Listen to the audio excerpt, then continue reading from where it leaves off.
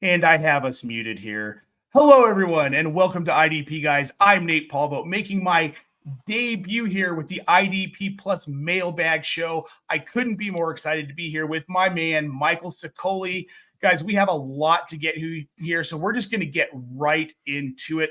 The first question we have coming in is from Jeff. This came from X, formerly known as Twitter.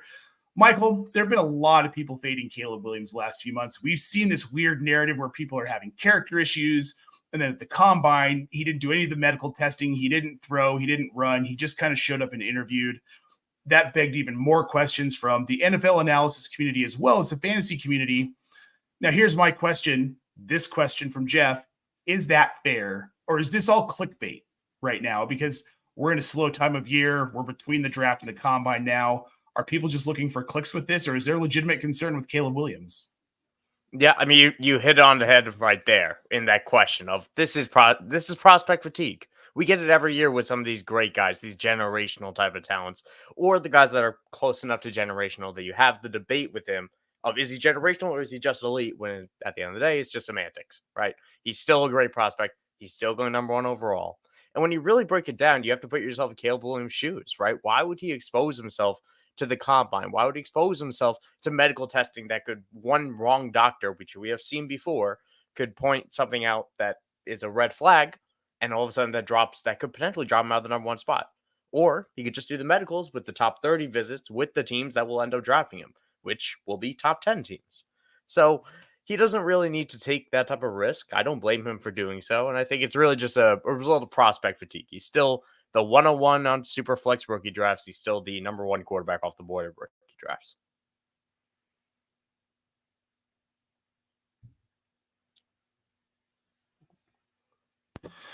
There's nothing. You were right here. Sorry about that, guys. You're right. Like, you hit the nail on the head. There's nothing for him to gain here, right? Like, he can only hurt himself testing. He can only hurt himself going through the drills.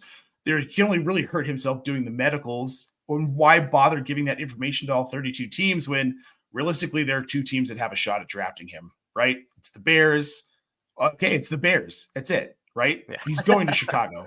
So now let's move on to our next question. And this one is from Steven from Facebook.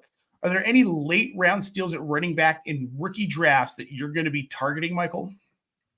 See, now this is a funny one because my every year I'll have an answer for this. Every year there will be insert name here. Tyjae Spears, if you consider that last year, if he was late round enough. I love Tyjae Spears. That said, no. This is not the year for me. This is not the year that I have any late round steals at running back. It's a weak class. We have a strong free agency group. I don't think this is the situation where we're going to see a day 3 guy fight his way to the top of the pecking order of a Isaiah Pacheco, a 7th round guy that was able to get above because Damian Williams was left on the roster. I don't think that situation is going to exist as much this year, and it's a weaker class to do so. So I'm not all that excited about the later guys in this class. If I had to throw out one, it might be Marshawn Lloyd. But again, it's so hard to get a temperature because guys like Marshawn Lloyd, maybe they go higher because we don't love the class. Nobody really knows where the tiers are as much as the NFL teams will. We're going to have a tough time of, I think, drilling down who goes where in this draft pecking order. And that's going to just result in kind of a tougher time of finding the values later. So the name you mentioned, Marshawn Lloyd, I think that's an interesting name to mention because he wasn't as high on people's boards, but then he came to the Senior Bowl in Mobile and he showed his acumen as a pass catcher. And he actually kind of showed that he could do more of the short yardage stuff that they just never really asked him to do at USC.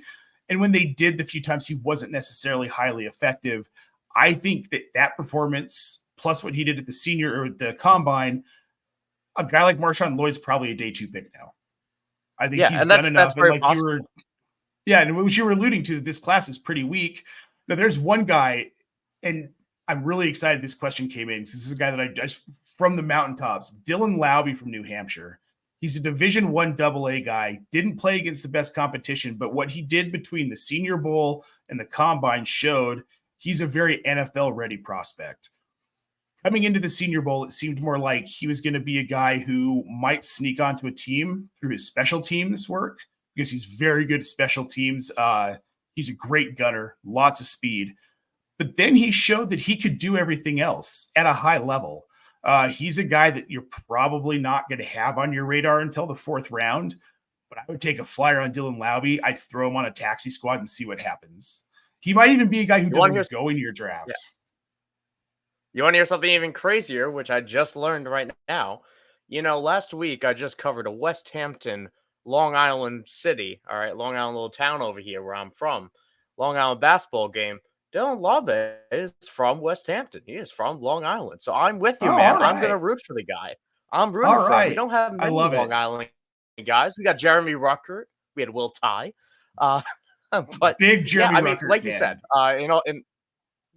listen, that'll be a very interesting year 2 and 3 to watch, especially CJ Uzama getting cut today. But with Laube, not to get back on topic, he has everything you want from a guy. He's 5'10", 208. That's the prototypical build you kind of want, maybe 5 to 10 pounds heavier, but that's semantics. And he was, top 5 in the nation in all-purpose yards. It's just it came at New Hampshire. So it's like you said, it's not the greatest competition. That's really the big question mark is can he do it against better talent than, up in the Northeast? And that will be the question mark. But when you have the production, when you have the size, when you have the testing, all those things will help him get drafted. And when you get at running back, all you need is help to get drafted. That draft capital is key. Exactly. Well, and I will pound the table for this.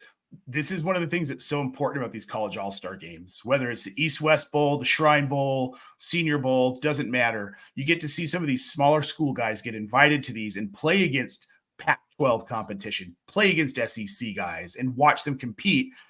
And that was my takeaway with Laube, was that he could compete at that level because he did it against these guys all week. So look out for him in your rookie drafts, folks. You heard it here, probably like 4th or 5th, but whatever. Now let's move on to some news from yesterday. This is an anonymous from Facebook here.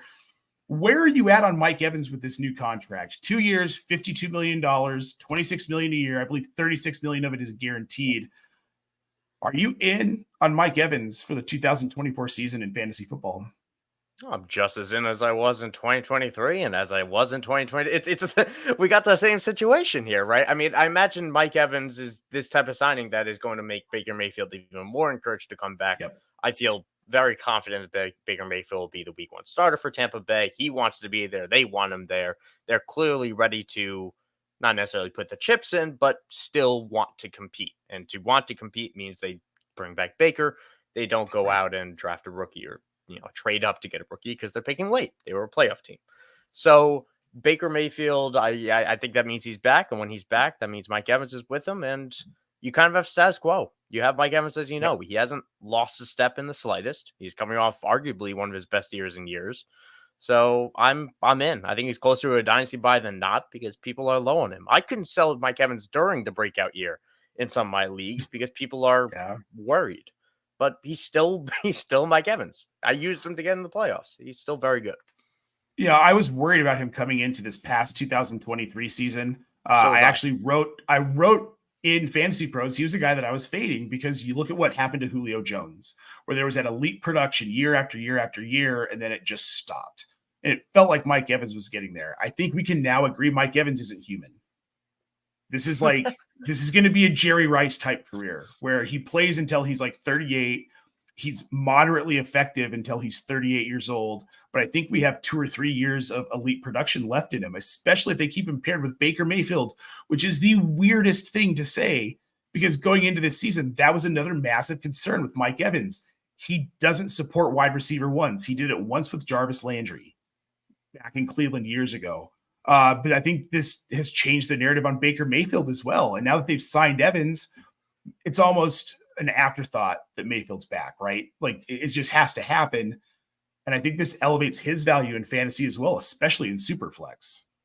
Yeah, and it'll be interesting to watch as well because like you said, Baker Mayfield was a value last year. People played him in fantasy and people will continue to look to play him in 2024. And that was my concern. Like you said, my concern was Baker Mayfield. Although I am a fan of his, I didn't know he would succeed in Tampa Bay. I didn't think it was as good of a roster as it turned out to be.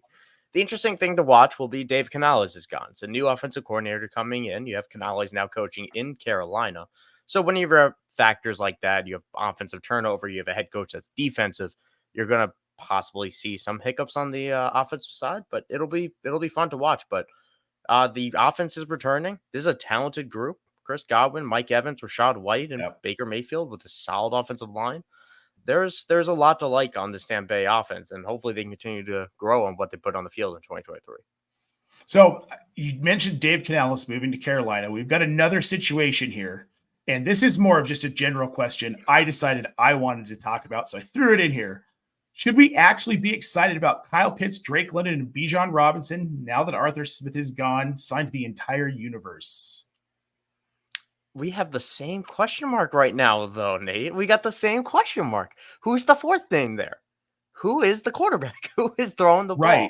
And that's the question mark, right? But ultimately, yes, we should be excited. These are three very good players, some of which are elite. I'm not the biggest Drake London fan, but I'm all over the moon of Kyle Pitts and Bijan Robinson, like the rest of the world. So these are elite level talents that simply never really got a chance to thrive. You know, Kyle Pitts was 35th in target accuracy, which has nothing to do with him. He's getting open downfield. No. It's just target accuracy is a quarterback thing. So there's a lot to like here, especially if the Falcons, you know, if they land Kirk Cousins, like some reports are suggesting they could get Kirk Cousins, they could have Malik Neighbors in the draft early if they get him, and that would be a ridiculous offense that will walk to the top of the NFC South. And that's the other nice thing is it's a weak division. So yeah, I think we have every reason to be excited. Unless we're a Steelers fan where Arthur Smith is now heading and now things are sad.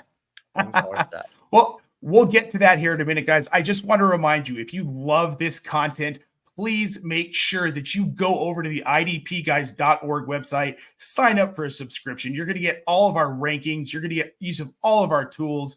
And right now you can sign up for just $1 for your first month. That is an incredible steal. Get over there, sign up. Like I said, rankings. We've got fantasy points against for defense. We've got very dynamic IDP rankings, unlike anywhere else in the industry. So head on over to idpguys.org. And now to our Steelers, Michael. Is Ryan Tannehill to Pittsburgh inevitable? Because it kind of feels like it is. Now, I'm going to add in this other thing based on what you were just saying. And I'm not doing this just because I don't want to talk about Ryan Tannehill in Pittsburgh, but because it will happen. I'll spoil on that. But use code MOCKDRAFT to get that $1 sale on monthly subscriptions. Thank code you, Michael. MOCKDRAFT. One word. All good. But Ryan Tannehill, this is not fun. But yes, I do feel like it's inevitable. I don't think Russell Wilson's the guy they want because that's a firm closing of the door on Kenny Pickett. I want Justin Fields, but they don't because it's a firm closing on the door of Kenny Pickett. And they are not ready to close the door on Kenny Pickett. It just comes down to that. So either Ryan Tannehill or Mason Rudolph or both are coming back to Pittsburgh this year, or are coming to Pittsburgh this year. And no, we can't be excited about this. We just can't. Ryan Tannehill, I liked when he was in Tennessee, but he's clearly lost a step. I don't expect a revival, even with his old coach. There's worries, and we had these worries before. We have a coaching staff that's split on his quarterback room. It's going to be a mess yet again for a 9-8 season that either ends in a playoff loss or ends in a Week 18 loss. I can't wait. I can't wait. Okay, I'm a little bit more hopeful. I don't know, hopeful. Optimistic, I guess would be the best way to put it. Look, Tannehill's not going to light the world on fire, right? But he's better than what they've got right now. He's better than Kenny Pickett. He's better than Mason Rudolph. And for fantasy purposes, I want Tannehill to get the ball to Jonnu Smith because we also know that's inevitable. I know. And Kenny Pickett. I'm sorry, man, but this is true. I know. I just... Oh, it's it's not fun. We're looking at what the Atlanta and New England did on offense and be like, yeah, we want that. That's what we want to run. Like it's so silly. Hey, at least Matt Canada hasn't picked up another job that I have heard of. So, or anything significant. We do have a question in the chat from our fearless leader, Mr. Nate Cheatham. Will Calvin Ridley go to Detroit? Oh, dude, could you even imagine? I could, and it would be awesome. Oh, it would be so. Really Jameson Williams would be dead at that point, though, right? I have long refilled the grave of Jameson Williams, unfortunately. Same. Okay, so we're on the same page there. I love that. Yeah, we're always on the same page here. But Jameson Williams, I I do think they're going to look for an upgrade at wide receiver 2. I think Josh Reynolds is a very solid 3, but they prove, Yep. his drops at the end of the year. You don't want him as your number 2. And I don't think Detroit knows that. That's why they drafted James Williams. That's why they brought in DJ Chark, over the past couple seasons. So it's possible. I think Detroit will look to upgrade at wide receiver 2, but it's worth noting as well that this is a very talented wide receiver class.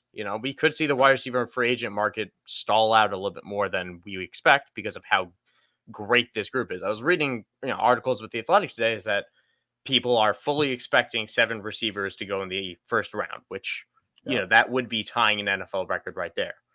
And possibly 20, I read through the report again from The Athletic, that we could see 20 by the end of day 2, which seems crazy. high to me. But that seems high to me, really, but it's an awful lot.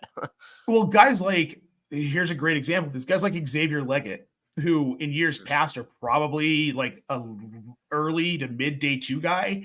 He might not even go day 2 this year because there's so much talent ahead of him. He might land as a day 3 guy. So, this free agent market's going to be interesting. It's going to be interesting to see where some of these players land with how deep this wide receiver class is.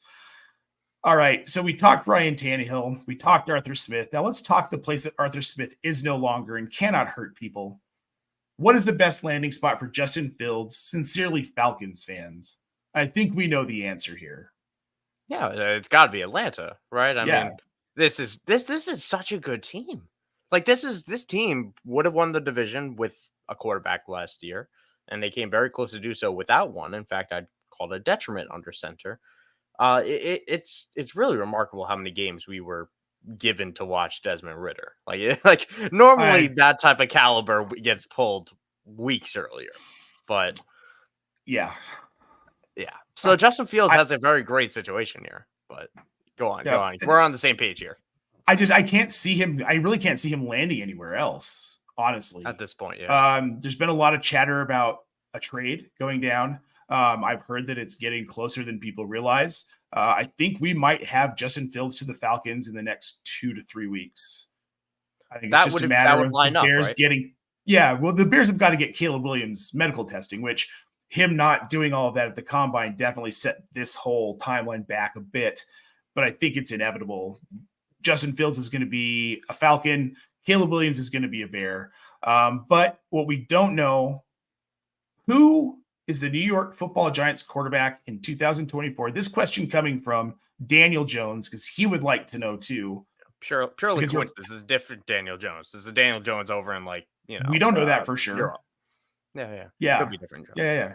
Who knows? It's not Daniel Jones though. Is it not? I don't think it is. There were reports coming out of the combine that the Giants were having severe buyer's remorse on the extension with Daniel Jones. That doesn't sound like a team that's going to try and roll him out as a starter if they're letting reports like that leak. It just doesn't give your quarterback any confidence. So what are they going to do? Is this a team that's going to maybe try and move up and get one of those quarterbacks in the first round, in the first top 15 picks? Is this a team that's going to settle for a dude like Michael Penix or Bo Nix in the second or third round? Go after a guy like Michael Pratt out of Tulane who tested well at the combine and played well at the Senior Bowl? That's the route I think they go. I do think they go the Penix, the Bo Nix, the day 2 route with Pratt. That's where I think they go, because I think they're in a somewhat similar situation with Pittsburgh, except with a more proven commodity. I don't think they're ready to call it quits on Daniel Jones. I know the reports that came out during the combine, but a few weeks prior, we heard the opposite. We heard that this team is still going to, rally behind him because they have to have him on the team. Sure. And 6 games of last year, while he was terrible in those 6 games, those situations were unbelievably unfavorable. And I was a big Daniel Jones doubter as a prospect. I was shocked at how good he was a year ago, and I was impressed by it. And frankly, I just don't think he's had a fair shake. I really don't. Sure. Like that Giants team this year. Can you name the leading receiver for that team? Because I can, but that's only because I do use it as trivia every other week. Oh, geez. And I should know this. It was it's fair if you don't. It's Darius Slayton, wasn't it? There you go. It was Darius Slayton. Yeah, But like Darius Slayton. I remember comparing that to the other teams in the NFL, and I believe it still comes in like the 40s, the 50s of all the receivers in the NFL because it's such a mediocre room of wide receiver 3s and 4s and older guys and Paris Campbell, who I like, but whatever. So Yeah, I got do burned think on that one. I know, as did I. I thought finally last year with I know, with me the Colts, when too. he got healthy, and I was like, here we go. But Right. no, but yeah, I do think he'll be the starter for week 1. I think they'll bring in a quarterback on day 2, third round guy, maybe a Michael Pratt, but I don't think that they're going to call it quits just yet because 2 years ago he was their guy. This past year he was hurt. I think they'll give him part of me wonders if the Dabble fun was a one and done, and maybe he's not the best head coach for the Giants, but only time will tell. Now, soon we're going to find out who wins the JJ McCarthy sweepstakes. He's been just such a hot topic of conversation. You either love him, hate him, or really, really love him, or really, really hate him. There's like those 4 camps. Now, whoever wins this sweepstakes, are they actually winners, Michael? And this is Devin via email here. Yeah, it's a fair question. It's a very fair question. I think the second one's even bigger than the first, but I think you could be a winner. It just depends on the situation he lands in. I think if you're asking JJ McCarthy to start from day 1, that's a bad call. I think that's a bad call. I think he should be sitting behind someone for at least a year or at least a significant start of of the season. So what I think is going to happen, and of my JJ McCarthy long shot, is I think the Minnesota Vikings either trade up or get JJ McCarthy, and they bring in a Russell Wilson type. They bring in some veteran that will hold down, the ship. Maybe they bring in a Gardner Minshew or Jacoby Brissett to show that he, had something left, I guess, and he's a free agent. So I do think the Vikings grab him, pair him with that, and Kirk Cousins, balls out somewhere else, possibly Atlanta, possibly somewhere else. But there's no shortage of spots where he can go. I am starting to buy into the hype. In terms of where he's going to go, not necessarily what I believe in him, but I am curious in your take on JJ McCarthy as a prospect because he is so polarizing right now. I think he's a good quarterback. He wasn't asked to do a ton at Michigan, but what he was asked to do, he did well. I don't know what more you want, right?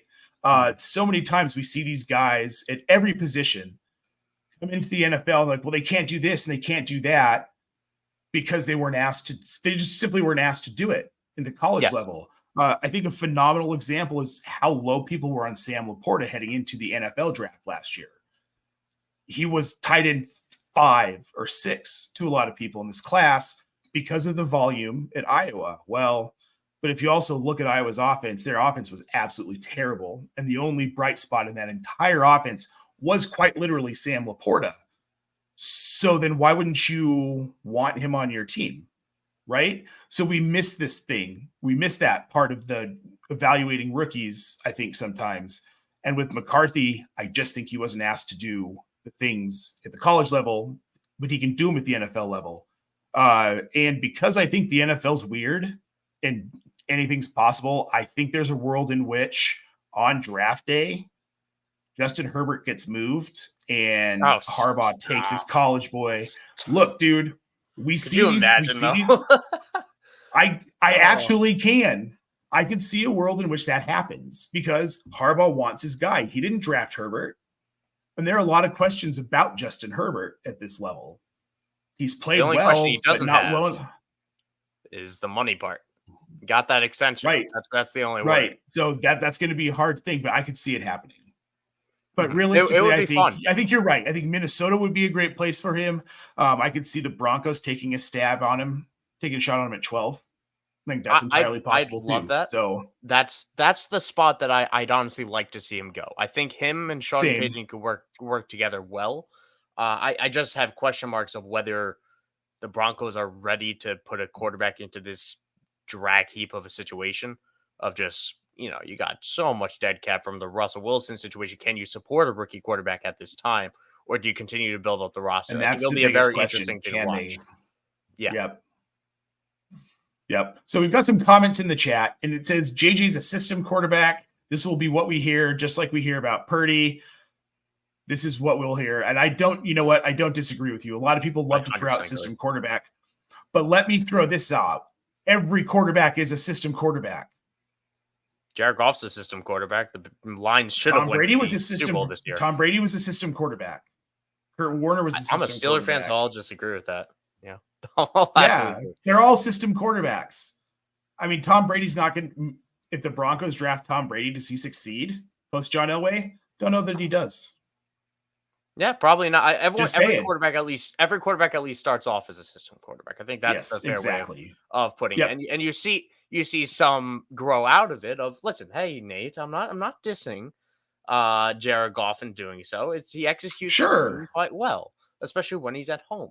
But it's oh no, he's not a Saint, he's a Lion, Nate. But it's important to remember that all these quarterbacks start off raw. All of them start off with learning curves, and the ones that aren't system quarterbacks are the ones that start off with bad coaches. Yep, and that's why we don't deem them as that, because they overcome that scheme to either be still good or they find a new coach and they thrive. So that's kind of what I chalk it up to. Nope. I love it. All right. We are going to wrap it up. We have got one more listener question here. Chad via email. Now, at the heart of what we are, IDP is in the name. We talked a lot of offense, but he wants to know, I want to play in an IDP league that draft full rosters each year. But I'm having a hard time finding where to play them and what to search for. Again, this is Chad via email. Michael, we talked about this pre-show, and I think we have the same answer. Yeah. I mean, PFF's all 22 is as detailed as it gets, and that sounds like what you're looking for, Chad. It sounds like you're looking for that full general manager feel, and frankly, all 22 is the best way to do that. You have every single position that you want, and it fills all that void. Now, I haven't done all 22 before. I've certainly know plenty about it because I've engaged in all that content, but a lot of people swear by it, and I believe, Nate, you might be one of those. Yeah, I don't play it currently. I don't have the bandwidth right now to do all 22. Exactly. I wish I did. But it's a phenomenal, like, if you want to feel like you're an NFL GM, you play all 22. And Chad, it sounds like that's really what you're going for. Now, if we're off base here and that's not what you're going for, I'm going to recommend finding Facebook groups. We've got some awesome groups on Facebook here for IDP Plus. Come find us in those groups. Find us on Twitter. People are always sharing leagues on social media, looking for people to get into. You can find a great beginners league that way if the all-22 route isn't exactly what you're looking for. Yeah. And the other thing to throw out there as well is we do run our IDP Invitational. I believe Nate wanted to throw that out in the chat. Yes. As well, and for good reason, because our IDP Invitational is a very fun thing we do every year. It raises money for charity. We've done a great job of doing so in the last couple of years. And, whether we do it through MFL or Sleeper, there are ways to customize it where we are still giving that full IDP feel, the defensive tackles, the defensive ends, your linebackers, your cornerbacks, your safeties. We do get detailed like that. You get your full defensive lineup just like that. So you get your fix. IDP Invitational is a good way to do it. You could check that out at idpplus.org or .com. Yes. And I would like something that's awesome this year. We're actually partnering with fantasycares.org.